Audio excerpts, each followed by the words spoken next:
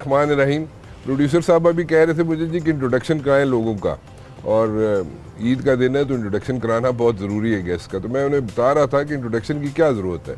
शाहिद खान अब्बासी साहब को कौन नहीं जानता, मुस्तफ़ा नवाज़ खोखर साहब को कौन नहीं जानता, और मौलाना नूर आलम साहब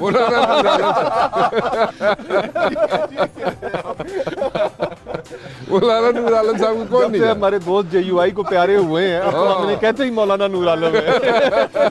मैं नहीं कहता हूँ, देखिए वजू के साथ मेरा नाम लिया करें।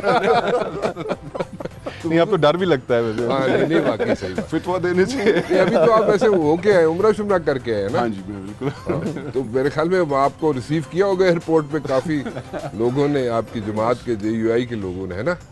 मैं खामोशी से चला गया था जी। मैं खामोशी और मौलाना साहब की जमात में अब कैसे हो सकता है? उनको तो पता होगा किस दिन गए हैं आप, किस दिन वापस आएंगे, कहाँ पे ठहरे थे, कितनी दफा गए थे, कितनी दफा आए थे होटल नहीं, से मैं बाहर। फैमिली के साथ गया था तो इसलिए खामोशी अच्छा, से मैं चला गया पूछना चाह रहा था, इससे मेरी तो मुलाकात हुई नहीं, हम सारे इलेक्शनों में बिजी हो गए। हमने खबर सुनी भाई हमारा JUI में गया, तो वहाँ पे कोई दाढ़ी रखने पे कोई इस तरह की पाबंदी तो नहीं, है? मैंने इजाजत दी है तुझे? मैंने पहले ही से कह दिया था कि देखिए मैं एक तो क्लीन शेव हूँगा, हाँ। मैं सूट भी पहनूंगा, हाँ। और क्योंकि ये किसको कहा था? मैंने सब मौलाना सबसे मुराद मौलाना साहब मौलाना मौजूद थे? साहब और उनकी टीम सब, और उन्होंने कहा था कि तुम पे कोई वो अच्छा। तो इस तरह की कोई कदर नहीं मुझ पे है। तो नहीं उनके है। दरवाजे खुले हैं सारों के।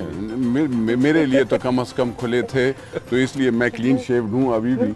और सूट भी क्या? क्योंकि वो पहनता दुरानी साहब उसके एक बाद जमाने बंद में हो clean गए। shave थे ना, वो तो अभी भी हैं, उनके बेटे फरजंद जो है वो हाँ, क्लीन वो शेव clean shave हैं, डिप्टी स्पीकर थे, तो मतलब इसमें तो रोशन ख्याली की तरफ जमीयत उलमा इस्लाम आ रही है। अच्छा, दैट्स वेरी नाइस।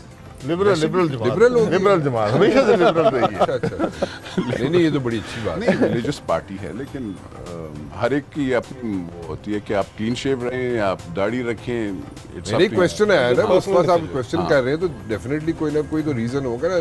वैसे मेरे भाई ने मिठाई खाई, मौलवियों की जुमात में मैं गया, लेकिन मिठाई इन्होंने शुरुआत की। नहीं, आपका शुगर लेवल ठीक था ना, वो किसी शो से आए, मैंने वो ये किसी शो से पहले मैं किसी देखा शो से। सामने चीजें पड़ी हुई थी, मैंने ऐसे शोशा के लिए मैंने कहा, आपने भाईजान, आपने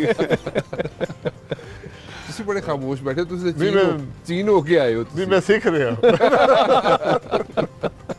अच्छा, चाइना क्या करने गए थे आप? चाइना एक कॉन्फ्रेंस थी, वो थी हर साल, तो उसमें दुनिया बहुत आगे जा रही है। हम शायद तो जिलानी साहब के वही पर यहाँ पे हम कमीशन बना रहे हैं, जिसका चेयरमैन कहता है मैंने बनना नहीं है। गरीब से पूछ लेते यार तूने बनना नहीं बनना। ठीक हुआ। नहीं, अभी मुस्तफा साहब शो करके आए पूरा, तसद्दुक जिलानी साहब पे करके आए।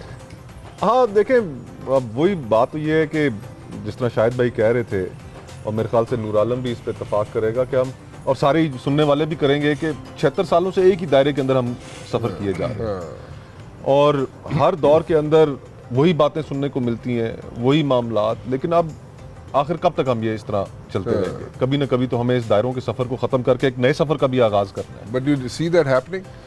अनफॉर्चुनेटली, बदकिस्मती से एक बड़ी कीमत अदा करने के बाद हम नहीं संभल रहे, हम नहीं समझ रहे, और अब हम जो वाक़यात हमारे मुल्क के अंदर हो रहे हैं, मुझे तो ऐसा लगता है कि फ्री फॉल में है मुल्क, और एक इम्प्लोडिंग सोसाइटी है, और यहाँ पर अभी भी हम वो ना पॉलिटिकल कंसेंसस डेवलप कर पा रहे हैं, ना सोसाइटी के अंदर वो कंसेंसस डेवलप कर पा रहे हैं कि यार 25 करोड़ लोग हैं हम, हमारी आने वाली नस्लें हैं, इनके लिए सेहत, तालीम, खुशहाली और कुछ चीज़ें अब हमें तय करनी पड़ेंगी, वरना ऐसे मुल्क नहीं चल सकेगा।